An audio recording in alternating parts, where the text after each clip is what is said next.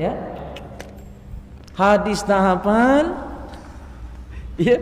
Terus apa? Ayat Quran tak hafal, baca kitab bahasa Arab tak baca, bahasa Arab pun tak baca, paling-paling baca ana anta itulah bantah. Masih mending kalau dia merasa ya butuh penjelasan dan menerima penjelasan kita. Ini pun tidak. Allah, ya.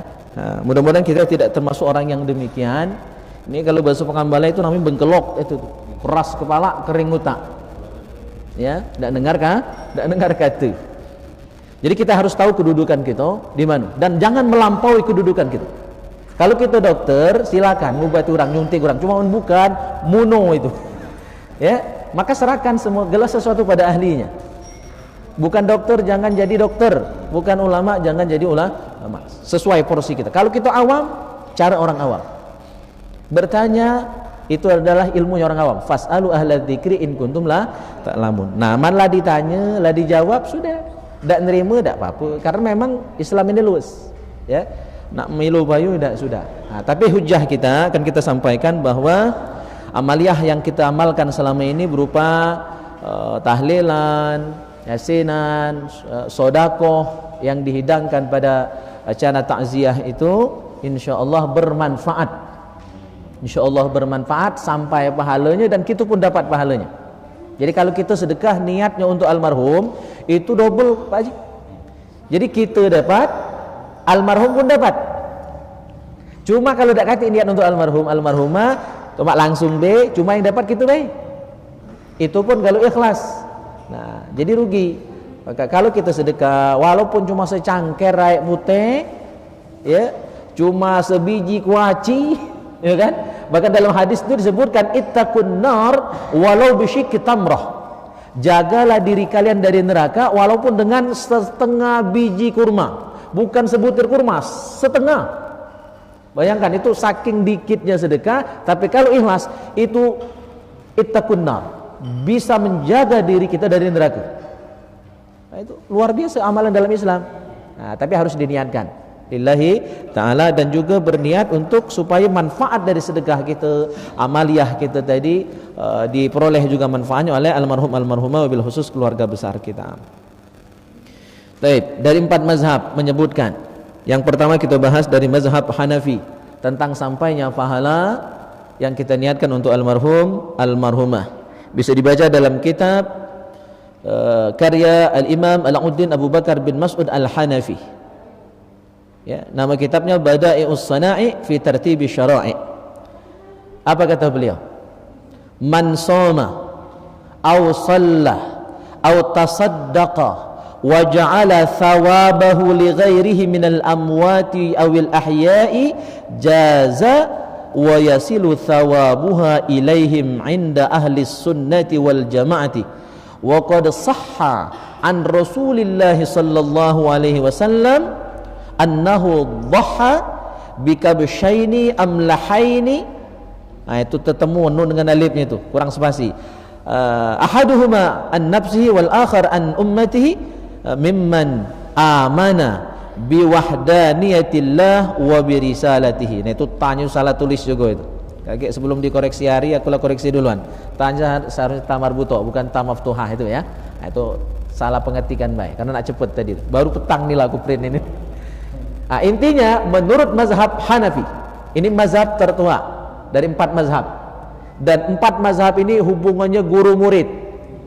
Jadi guru murid tak jadi masalah. Bapak Ibu hadirin yang mulia, beda pendapat tapi tetap akor, jangan saling katui. Ya, berbeda tapi dalam kebersamaan, saling hormati perbedaan pendapat. Nah, tapi dalam hal ngirim ke pahala 4 mazhab sepakat. Apa kata pengarang kitab? Barang siapa puasa atau sholat atau sedekah. Nah, sholat di sini termasuk sholat hadiah yang kita bahas 2 minggu yang lalu. Atau tasaddaqah atau sedekah.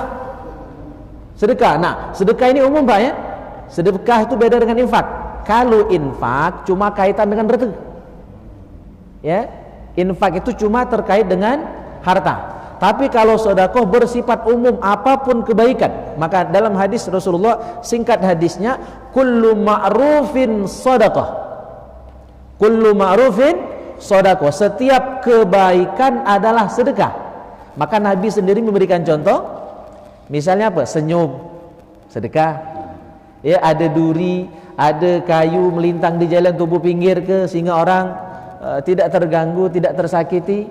Waktu jalan ke masjid ada paku tubuh dijengok Pak Zaidan ya, gitu buang kaki orang, motornya, mobilnya, bandnya itu kena paku. Itulah sedekah. Dan yang lain-lain. Jadi sedekah itu maknanya umum. Bisa dengan rete, bisa dengan selain rete. Ya, itu sedekah. Nah, kata pengarang kitab, puasa, salat, sedekah, wa ja'ala thawabahu li ghairihi. Lalu pahala dari amaliyah dia tadi dia jadikan, dia hadiahkan kepada orang lain, li ghairihi, kepada orang lain. Minal amwat awil ahya. Ya, baik orang tadi sudah meninggal dunia, awil ahya ataupun masih hidup. Jadi saya sengaja bukan baca terjemahannya, saya terjemahkan sendiri biar sekok-sekok, jelas nian kalimatnya tuh. Jadi aku tuh tidak ada ngotak, tidak mudi tidak maksudnya ya. Bang Hadi ya. Jadi hidup ataupun meninggal dunia kita hadiahkan pahala kita, apa kata beliau? Wa yasilu thawabaha ilaihim. Yasilu itu dari kata wasala yasilu, artinya sampai. Artinya sampai pahalanya sesuai dengan alamat yang kita tuju tadi. Nah, pendapat ini yang menyatakan sampainya pahala yang kita niatkan ya kepada almarhum almarhumah atau yang masih hidup sekalipun, inda ahli sunnati wal jamaah adalah keyakinan ahlu sunnah wal jamaah. Berarti yang tidak yakin sampai bukan ahlu sunnah wal jamaah, tapi mengklaim dirinya. Nah, inilah ya, dia minoritas ngakunya mayoritas. Saya kadang-kadang agak kesel juga, maka perlu saya tegaskan di sini ya, biar kita yang dikata itu melawan dikit, bukan melawan nak bocor, bukan. Kita ini benar. Ya, maka kita meluruskan orang yang menyalah-nyalahkan kita. Kita bukan tanpa dasar mengikuti amaliyah yang sudah diajarkan oleh para ulama-ulama kita terdahulu. Dan inilah keyakinan Ahlussunnah wal Jamaah. Dasarnya apa? Hadis Nabi sallallahu alaihi wasallam, Rasulullah pernah berkurban 2 ekor kibas. Hadisnya sahih yang dikutip tadi, ya, 2 ekor kibas. Nah, 1 ekor kibas tadi untuk beliau sendiri sudah kurbannya oleh Rasulullah sallallahu alaihi wasallam, saking baiknya Nabi. Nah, untuk Nabi ini boleh. Tapi untuk kita syariat kita lain. Ya. Jadi 1 ekor kambing itu untuk satu orang. Ya, kalau 1 ekor sapi, kerbau, onta itu untuk 7 orang. Nah, kadang ada yang salah paham dengan hadis yang kibas tadi. Nabi seluruh umat ditanggung sekok kambing. Ini khusus Nabi, Bapak Ibu hadirin yang mulia. Maka jangan baca hadis mahami dewek. Beguru. Dan guru kita harus ada sanad. Ya, baik kitabnya ataupun penjelasannya. Sehingga kita tidak salah paham. Ya, kalau cuma baca status, ya, buka Google, bisa jadi kita akan salah paham, ya, begitu. Nah, ini dasar hukum yang membolehkan tentang hadiah pahala, ya, gitu. Ini dari mazhab Hanafi. Saya hanya ambil 1, kalau nak dijelas Google banyak, ya. Ini sebenarnya 4 halaman, saya press jadi 2 halaman, di print bolak-balik. Hemat kertas. Yang kedua mazhab Maliki. Dalam kitab Hasyiah Dasuki ala Syarhil Kabir Syekh Dardir, ya, yang bermazhab Maliki, beliau menyatakan dalam kitabnya, wa in qara'a ar-rajul wa ahda thawaba qira'atihi lil mayyit jaza dzalika wa hasala lil mayyiti ajruhu ya. Qala Ibnu Rushdin. Nah, kata beliau, apabila seseorang membaca yang dimaksud tentu bukan baca Quran, ya kan, bukan baca majalah, bukan. Maksud qiraah itu adalah membaca Al-Qur'an. Kalau tekober 30 juz, alhamdulillah, mau jadi Imam Syafi'i itu. Cuma kalau tidak tekober, tidak sempat, tidak mungkin takziatun langsung baca Al-Quran 30 juz teler. Yang Yasin lagi banyak ngantuk dia. Kecuali hari yang mimpin kan lama, mana yang bacanya bersemur, Oh, itu bersempur pula jamaahnya. Ya kan? Nah, jadi baca Al-Quran, kalau tidak sanggup 30 juz minimal diwakili dengan qalbul Quran. Ya, apa qalbul Quran itu? Surah ya, surah Yasin. Karena sekali baca surah Yasin, fadilahnya itu sama dengan asyra marrat. Baca Al-Quran 30 juz 10 kali. Kalau baca kulhu kan sekali sepertiga. 3 kali baca kulhu 30 juz pahalanya. Tapi macanya tetap kulhu itulah. Pahalanya sebesar baca Al-Quran 30 juz. Kalau baca Yasin, nilai pahalanya nanti badal isya insyaallah akan kita bahas di kitab Abwaabul Faraj karya Sayyid Muhammad bin Alawi Al-Maliki Al-Hasani tentang fadilah Yasin ini. Ini baru bocorannya. Di antaranya adalah baca Yasin itu fadilahnya setara dengan 10 kali khatam Al-Quran 30 juz. Jadi enggak pernah disalah itu membaca Yasin. Ini ribut di medsos itu. Yang benar tuh baca Kahfi, bukan baca Yasin. Lah dua-duanya ayat Al-Quran. Kalau pacak baca gala, Yasin dibaca, surah Kahfi dibaca. Kalau nak milih salah satu ya boleh. Alangkah cak keroknya itu. Ya, cak salah gala orang beramal. Untung orang nak ngaji. Ya kan? Nah, ambil positifnya. Karena dua-duanya punya dasar, punya dalil. Jadi maksudnya baca Al-Quran. Baik hanya satu surah atau beberapa surah atau mungkin mengkhatamkan Al-Quran 30 juz, itu lebih baik. Yang penting ikhlas ngaji. Ya, minta alam yo, minta alam pula dapatnya. Nah, jadi siapa yang membaca Al-Quran wa ahda thawaba qiraatihi, lalu menghadiahkan. Oh jelas bahasanya menghadiahkan. Jadi kita tidak bid'ah hendak menghadiahkan pahala bacaan Al-Quran kita tadi lil mayyit. Coba yang itu, jengok teks Arabnya. Ya aku tidak macam-macam. Lil mayyit, untuk yang sudah meninggal dunia. Kalau yang mazhab Hanafi tadi dua nih, yang masih hidup ataupun yang sudah meninggal dunia. Dalam kitab yang bermazhab Maliki ini disebut lil mayyit saja. Ya, untuk orang yang sudah meninggal dunia. Jaza, hal itu boleh. Nah, ulama membolehkan, kita yang bukan ulama melarang. Tegbeli. Ya, jadi kita pede. Bahasan ini untuk membuat kita yakin bahwa kita tidak macam-macam, kita tidak muat-muat. Ada dasar hukum. Ya, boleh hukumnya wahasalah lil mayyit ajruhu, dan pahalanya didapat oleh yang meninggal dunia tadi. Yang baca dapat pahala, dapat. Jadi yang baca dapat, almarhum juga dapat. Pendapat ini adalah pendapat Ibnu Rushd Al-Qurtubi, penyusun kitab, ada yang tahu? Bidayatul Mujtahid. Ini kitab fikih 4 mazhab yang dikarang oleh ulama yang berasal dari Andalusia, Spanyol. Oh ya. Jadi dulu Spanyol itu Islam dan punya kerajaan terbesar di dunia, namanya dinasti Bani Umayyah yang kedua. Ya. Itu pengganti dari yang di Syria itu hancur.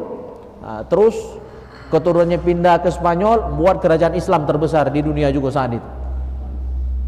Ulama ini berasal dari dinasti itu. Jelas menurut pendapat dari mazhab Maliki. Jadilah 2 mazhab membolehkan hadiah pahala.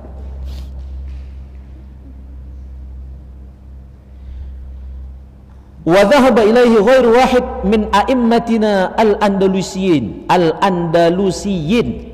annal mayyita yantafi'u bi qira'atil Qur'an al-Karim wa yasilu ilaihi naf'uhu wa yahsulu lahu ajruhu idza wahabal qari'u thawabahu ilahu.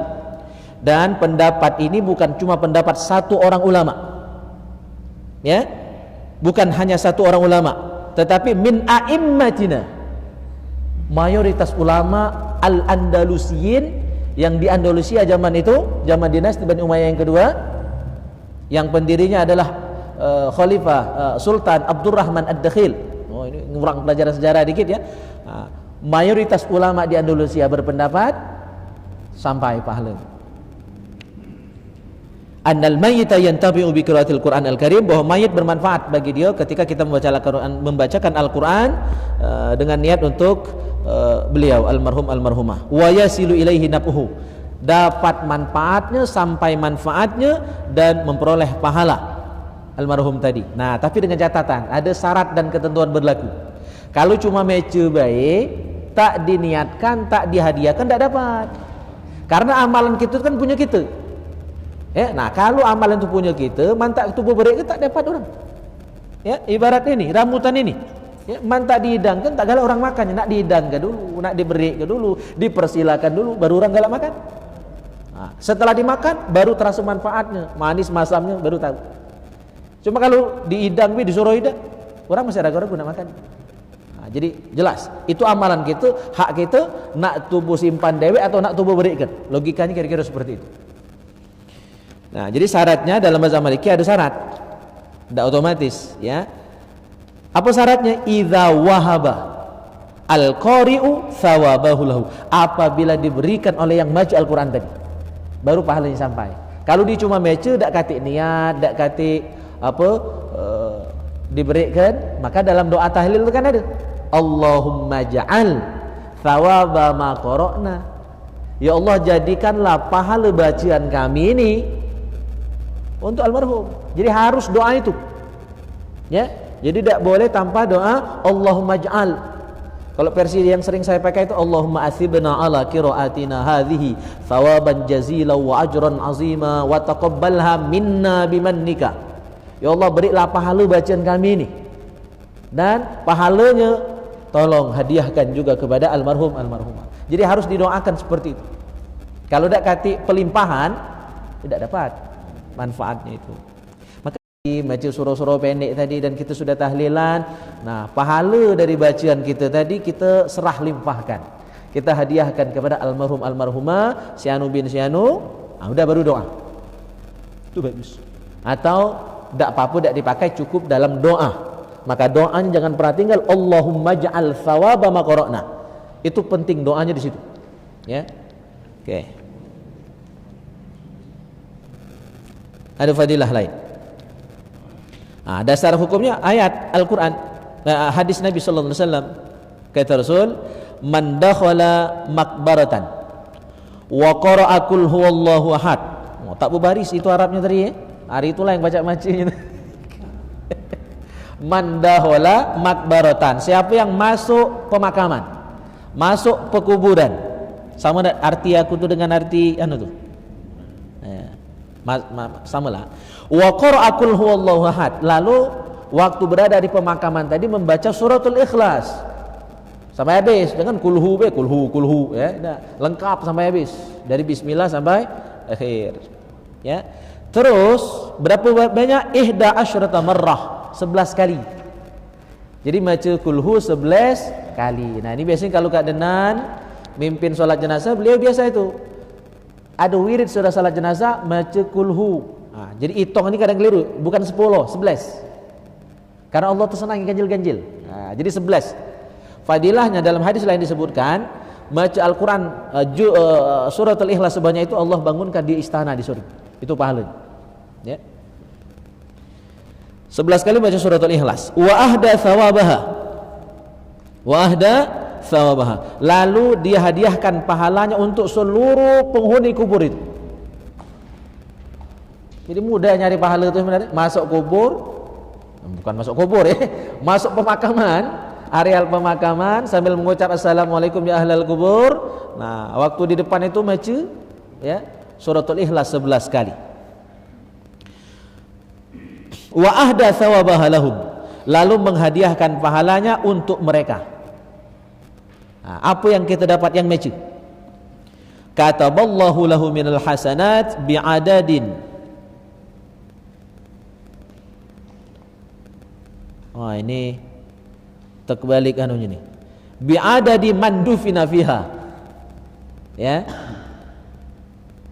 Bi'adadi man dufina fiha. Pahala yang baca sebanyak orang yang dimakamkan di kuburan itu. Nah, yang paling besar kuburan ini di mana? Bedede. Jadi setiap kali masuk bedede itu, Pak, itu kasatnya, ini calon kasat gitu nih. Baca kulhu 11 kali. Maka sebanyak kuburan yang ada di pemakaman itu, sebanyak itulah pahala kita. Ya. Nah, jadi itu sedekah pahala. Sedekah apa? Maka kita yang miluk yasinan, yang takziah itu Pak, itu sedekah hakikatnya. Ya, sedekah.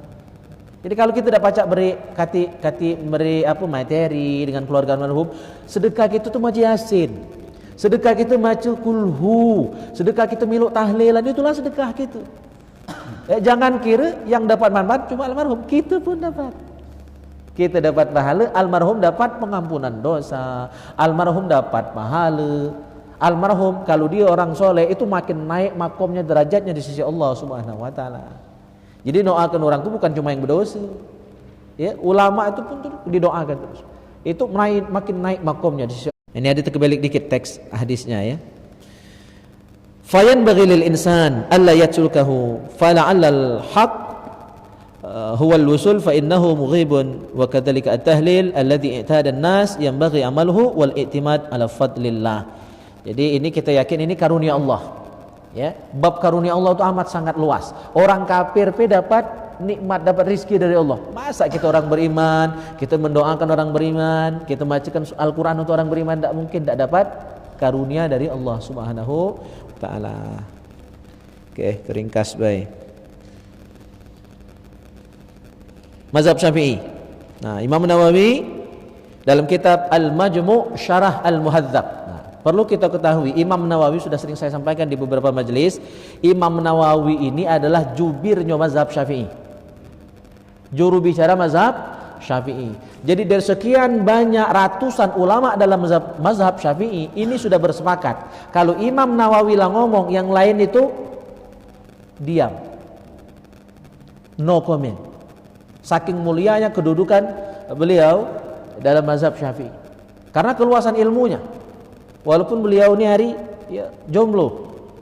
Jadi salah satu ulama yang jomblo sampai wafatnya itu tidak menikah itu Imam Nawawi. Dan dia meninggal tuh umurnya belum sampai 50-an kalau tidak salah. Ya, meninggalnya muda tapi karyanya luar biasa. Kitabnya berjilid-jilid dan beliau nomor 1 urutannya dalam ulama di mazhab Syafi'i. Maka ketika beliau sudah komentar, yang lain tidak akan berani bantah. Cuma lagi-lagi kadang-kadang kita tidak tahu diri. Ya, Imam Nawawi pun dibantah. Apalagi selain beliau. Nah, itu kurang pengetahuan saja. Nah, Imam Nawawi mengatakan dalam kitab Al-Majmu' Syarah Al-Muhadzab. Nah, ini juga terbalik ini kalimatnya ya. Nah, tadi kurang editan ini.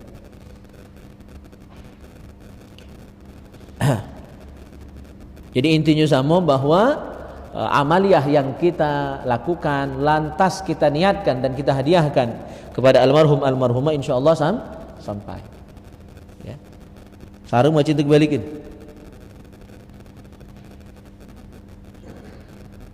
Oh ya dah. Hujja yu'addu anhu wa malun yatasaddaqu bihi anhu wa du'aun yalhaqul mayyit min fi'li ghairihi wa amalihi thalathun.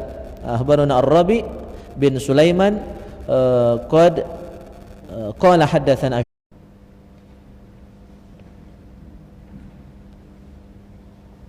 Oke, ada kaul Imam Syafi'i yang sering disalahartikan. Ya. Bahwa Imam Syafi'i katanya tidak menyatakan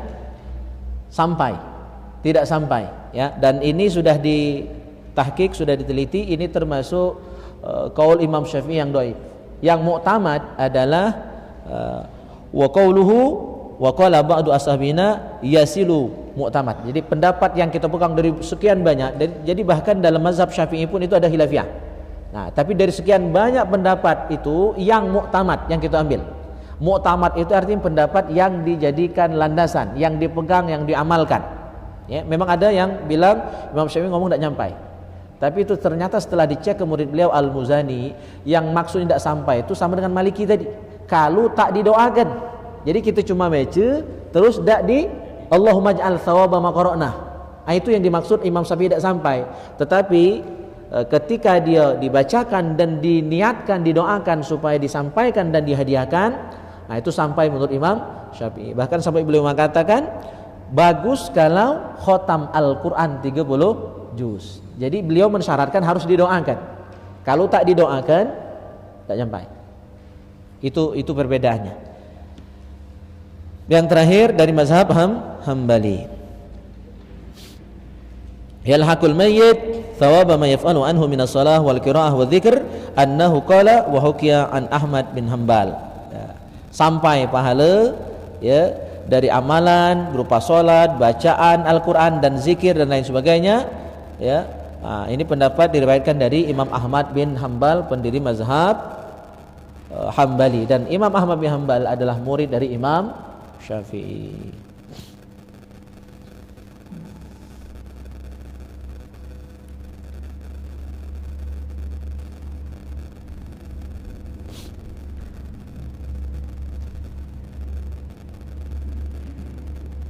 Baik, terakhir itu yang paling bawah. Amma wusulu thawabi al-ibadat al-badaniyah kal qira'ah was salat was shaum fa madhhabu Ahmad wa Abi Hanifah wa ta'ifatun min ashabi Malik wa Syafi'i ila annaha tasilu. Jadi intinya sepakat para ulama ya, sudah ittifaq, sudah ijma', sudah sepakat satu kata. Dan ini keyakinan Ahlus Sunnah wal Jamaah dalam 4 mazhab fikih bahwa pahala dari ibadah badaniyah ya berupa salat ya, puasa. Nah, salat ini termasuk salat jenazah. Salat ini masuk salat jenazah. Jadi kita menyolatkan jenazah itu bermanfaat untuk almarhum. Maka dalam hadis disebut ya, kalau jenazah itu disolatkan 40 orang. Dalam riwayat lain disebutkan 100 orang. Ya, atau dalam riwayat lain disebutkan 3 shaf. Nah, 3 shaf itu bisa banyak bisa dikit. Kita ini ngakali kadang-kadang ya. Orangnya dikit cuma dibuat 3 shaf, Bang Komar ya. Itu insya Allah tetap dapat pahalanya, tetap dapat fadilahnya, diampuni dosa almarhum. Nah, ini kadang-kadang kita perlu saya tekankan, Pak Haji juga dulu waktu saya masih awal-awal ngaji di sini juga pernah menekankan kita semua untuk ya, kalau pacak leman ngami hari ya, takziah miluk nyolatkan itu. Kadang-kadang rame memang yang takziah, cuma yang nyembayang sedikit. Ya, nah kita sedekah pahala, almarhum dapat manfaat, diampuni dosanya kalau minimal orang 40. Alangkah bagusnya kalau seluruh anggota PAK itu memang ada komitmen. Mungkin perlu diabsen barangkali aja. Ya, jangan cuma rajin dia bayar angsuran. Ya, yang lebih parah nih bayar pun tidak, ya kan? Marah-marah pas ditagih, takziah tak kalah pula. Nah, kalau baca, jadi kita bukan cuma rajin donasinya, tetapi juga rajin waktu ikut menyolatkan, kan pahalanya besar itu. Yang terkenal itu hadisnya menyebutkan kalau kita miluk dari awal, dari mulai mandikan sampai nguburkan, itu hadisnya 2 kirot. 1 kirot itu bagaikan pahalanya setinggi gunung Uhud. Ya, jadi kalau 4 fardu kifayah tadi semua kita ikuti, mandikan, ya, nyolatkan, ngapani, nyolatkan dan nguburkan, itu 2 kirot. Ya, hadisnya. Ada hadis lain jarang disampaikan. Itu 4 kirot, karena setiap 1 fardu kifayah tadi 1 kirot. Berarti kalau kita miluk galu dari awal sampai memakamkan, maka dapat 4 kirot. 1 kirot itu sebesar gunung Uhud. Dapat 4 gunung tuh pahalanya. Ya, Masya Allah. Tak lades, tak semangat. Ngapa? Ya, pahala itu tak terjengok. Ya, dosa pun sama tak terjengok, sehingga kita tidak takut dengan dosa, tidak semangat dengan pahala. Tapi itulah letak ujian, liyabluwakum ayyukum ahsanu amala. Memang Allah nak ngetes siapa yang beriman. Yang beriman itu kan dia percaya dengan yang gaib. Alladzina yu'minuna bil ghaib, percaya dengan yang gaib. Yang gaib itu yang tak terjengok, tak bisa diindra. Nah, pahala termasuk gaib. Jadi orang beriman wajib percaya dengan yang gaib, termasuk percaya dengan dosa dan pahala. Jadi ulama sepakat, dan inilah keyakinan Ahlus Sunnah wal Jamaah tentang sampainya pahala yang kita niatkan kepada almarhum, almarhumah yang sudah meninggal dunia. Baik, sampai di sini ada pertanyaan? Masih ada waktu? Ya. Ya, boleh. Agus? Ya.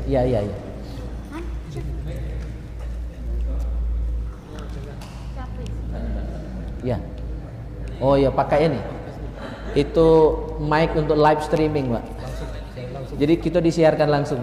Jadi ini Ustadz yang mau kita tanyakan ini, manusia ini selalu ada kesalahan. Ya, benar, jelas itu. Jadi kalau di sini kan ini untuk yang mati ya, yang sudah terdahulu daripada kita yang jiun. Ya. Kalau untuk kita yang hidup, doa yang paling bagus itu, yang paling tepat itu Misalnya minta kita jangan sampai ada azab kubur, Ya, benar. azab neraka, Ya. fitnah dunia dan akhirat, kemudian fitnah daripada dajjal. Di waktu di tempat yang dimanakah kita yang sebaiknya kita berdoa? Apakah di waktu kita tahiyat akhir sebelum salam, ataukah di waktu sujud, ataukah waktu doa khusus sendiri nanti? Ya, intinya waktu yang mustajab, Pak, ya. Oke. Jadi tempat waktu yang mustajab itu ada dan banyak. Ya, ada dan banyak. Di antaranya adalah setelah setiap selesai sholat fardu, itu termasuk waktu yang mustajab. Makanya kita menjadi amalan kita bagi kita di Banyuasin dan mayoritas kaum muslimin sedunia sudah sholat wirid, terserah nak sama-sama atau dewe itu hilafiah, Pak, ya. Nah, tapi sudah kita berdoa sudah sholat tadi. Jadi itu termasuk doa yang mustajab. Jadi banyak versi, Pak. Jadi bukan hanya satu, itu diantaranya. Jadi setiap selesai sholat fardu jangan yang tak berdoa, karena itu waktu yang mustajab. Di dalam sholatnya itu ketika sujud, itu termasuk doa yang mustajab. Termasuk juga ketika duduk antara dua sujud, ini jarang dibahas, ya. Doa duduk antara dua sujud itu termasuk doa yang paling mantap. Rabbighfirli warhamni wajburni dan seterusnya. Itu doa paling mustajab, Pak. Kita jarang apa lupa apa tidak tahu. Itu doa mustajab, Pak. Doa dalam salat. Kalau yang dalam salat, ya. Nah, terus ketika tahiyat akhir, sudah tahiyat akhir, ya, itu ada 3 doa. Panjang kalau itu, ya. Kalau imam tidak dianjurkan sebenarnya untuk baca doa itu karena makmum kita ini racok. Ya, macam-macam. Kaget kelamaan duduk tahiyat itu pegel. Nah, berotoan rusak. Jadi kalau untuk imam dia ada kebebasan, ya. Jangan terlalu panjang, jangan terlalu pendek. Nah, jadi kalau dari 3 macam doa tadi nak dibaca siko, silakan. Cuma kalau baca 3-3 bakal lama tahiyatnya. Nah, itu doa sudah tahiyat akhir, sudah fil alamina innaka hamidum majid. Ada 3 doa yang sunahkan yang tadi Bapak bilang, ya. Minta selamat dari fitnah, dajjal dan sebagainya itu 3 macam doa itu. Itu doa yang mustajab. Nah, silakan kita manfaatkan seluruh waktu-waktu yang mustajab itu. Jangan hanya membatasi dengan satu waktu saja. Lagi hujan, Pak. Itu. Maka kalau imam, ya, Kak Usman, lagi hujan, lagi berdoa misal hujan, ngejut panjang doa ada apa-apa. Itu waktu mustajab. Lagi perang, ya, lagi berkecamuk perang antara muslim dan kafir, lagi jihad, itu termasuk waktu yang mustajab. Ya. Termasuk kita lagi kumpul ini, Pak. Dalam hadis disebutkan majtama'a qaumun fada'a ba'duhum wa ammana ba'duhum illa istajabahumullah. Tidaklah suatu kaum berkumpul. Kita kan kumpul di majelis apapun, di masjid, di mushola, termasuk waktu kondangan itu kan kumpul-kumpul juga. Waktu takziah itu kan kumpul. Pokoknya setiap perkumpulan lalu ada yang berdoa, yang lain ngamin, maka itu doa yang mustajab. Jadi kita manfaatkan setiap momen. Nah, itu diantaranya banyak kalau nak disebutkan, Pak. Di antara waktu-waktu yang mustajab, ya, malam, fajar, waktu subuh, ya, itu. Oke, diantaranya. Tempat juga. Kemudian yang kedua yang mau saya tanyakan, Pak, itu Pak Ustadz, kami kan selalu berjalan, ya. Nah, selalu berjalan itu kadang-kadang sholat itu di jalan itu masuk ke masjid. Pada rakaat pertama itu orang sedang pas waktu rakaat pertama itu orang kan sudah baca Fatihah, ruku. Yeah. Kita tak dapat Fatihah, kita ruku tapi tamanina. Nah, ini ada yang saya lihat ada orang itu dia mengulang sholatnya 1 rakaat lagi nanti setelah selesai salam, dan kalau ada yang mau berbuat tidak. Yang mana sebenarnya yang apa? Kalau dia tamanina, dia sholat ruku itu. Ruku. Mengulang lagi apa dia sholatnya? Oh, masbuk, ya? Ya, masbuk. Sempat ruku bersama imam. Sempat ruku sama imam, tapi kita tetap sempat baca Fatihah. Tapi tamanina dia. Iya. Jadi patokan kita yang masbuk itu terhitung rokaat atau tidak ketika kita ikut masbuk pertama kali. Ya, itu patokannya adalah ruku. Kalau sempat ruku bersama imam dan rukunya tumakninah, ya. Artinya tidak ada belintasan, ya. Kalau bahasa kami belintasan. Jadi imam masih ruku, waktu kita datang langsung takbir kita. Allahu Akbar, takbir berniat. Tidak usah baca doa iftitah, tidak usah baca Fatihah. Karena Fatihah kita bagian masbuk itu ditanggung oleh imam. Langsung ruku. Allahu Akbar. Nah, ketika sempat ruku bersama imam dapat rakaat, Pak. Cuma kalau berlintasan, kita ruku, imam berangkat, tak dapat itu. Jadi artinya ketika kita yang masbuk tadi ruku, imam masih ruku, Pak, posisinya. Ya. Dan kita ruku tadi sempat tumaknina. Ya. Kalau berlintasan, imam berangkat, kita ruku, itu berlintasan namanya, tidak dapat. Itu patokannya. Nah, kalau tidak dapat berarti nanti nambah rakaat. Kekurangan kita sebagai masbuk tadi. Jelas, Pak ya? Nah. Cuma kalau imam lah lewat, misalnya imam lah sujud, ya tetap dimelu imam. Tapi menghormati saja, tidak dihitung. Oke. Ya.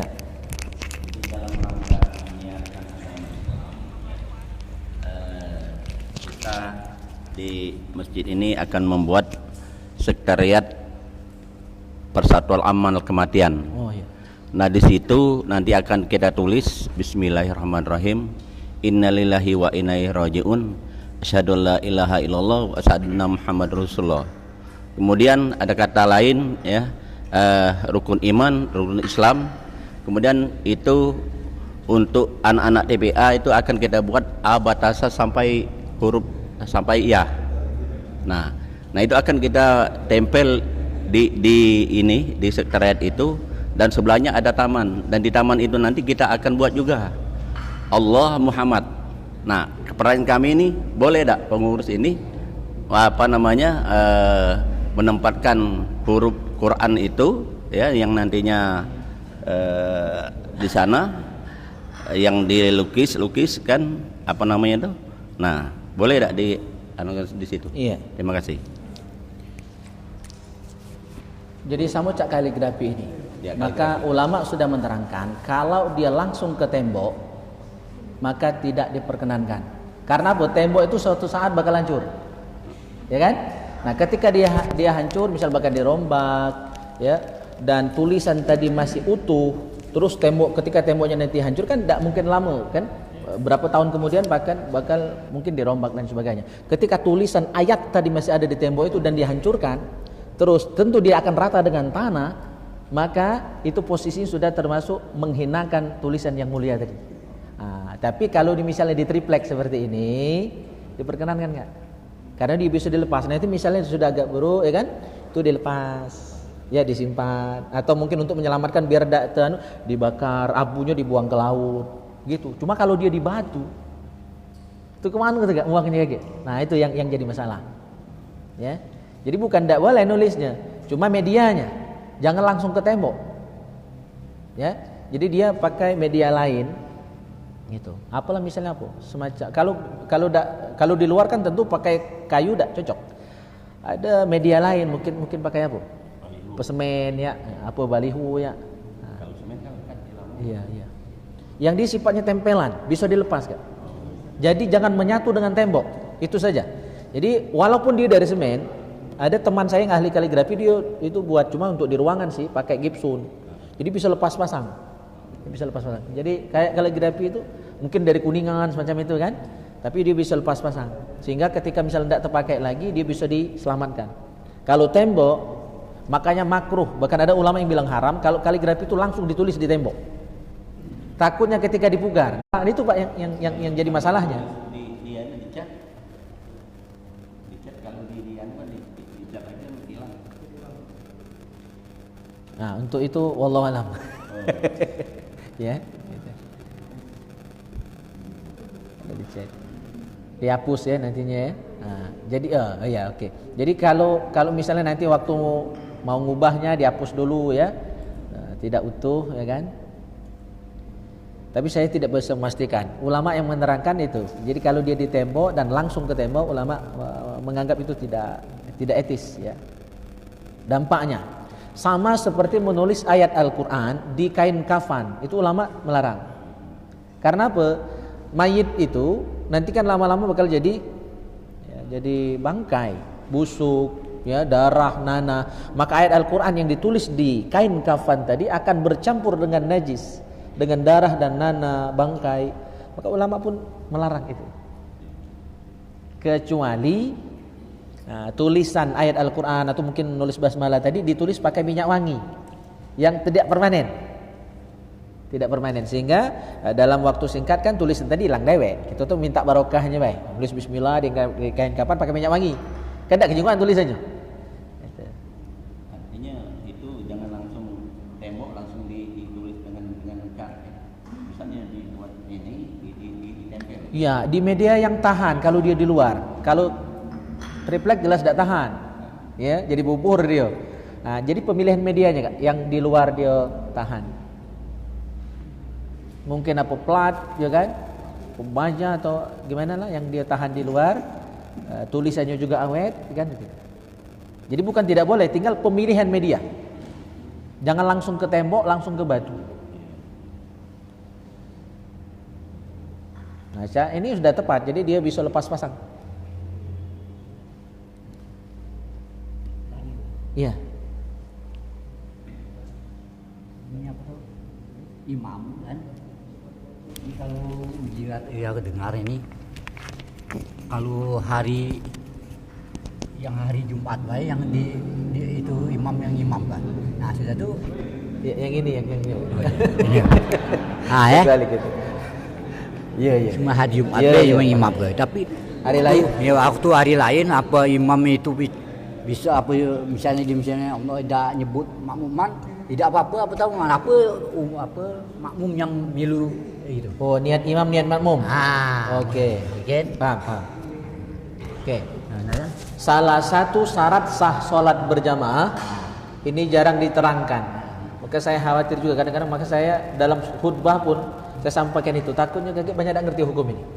Jadi dalam sholat berjamaah supaya sah jamaah itu makmum wajib berniat jadi makmum seluruh sholat yang berjamaah.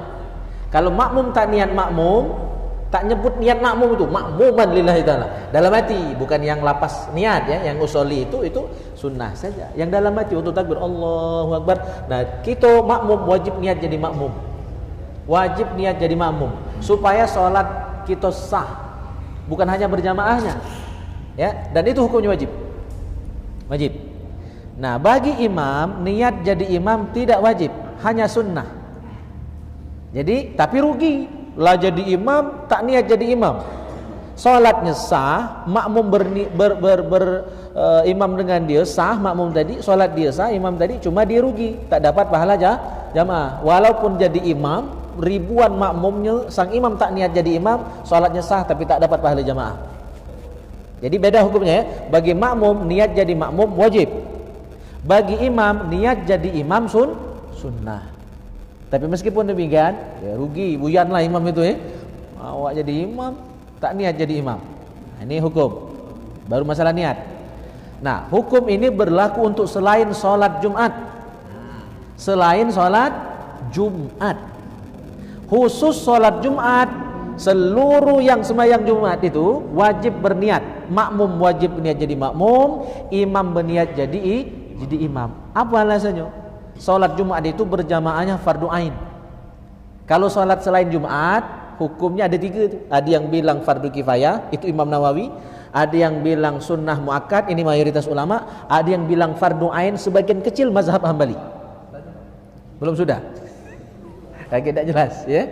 Nah, khusus salat Jumat, hukum berjamaahnya fardu ain. Artinya tidak sah salat Jumat dewean. Karena tidak sah kalau dewean, maka imam wajib berniat imam, makmum wajib berniat jadi makmum. Kalau tidak, sholatnya tidak sah. Itu baru diniat, Pak. Saya khawatir kadang-kadang imam yang tidak faham fikih, kaget mah itu cara dia. Apalagi yang tidak biasa macam usoli, sudah. Mau corona tidak paham, usoli tidak macam, katik niat sama sekali. Nauzubillah sholat hari itu. Ya, nah, habis waktu. Kaget leman bertemu tu bu, galak ke Alamir kan? Hari Senin galak mawa anu tu, Pemkap taginya. Lajulah itu, semangat.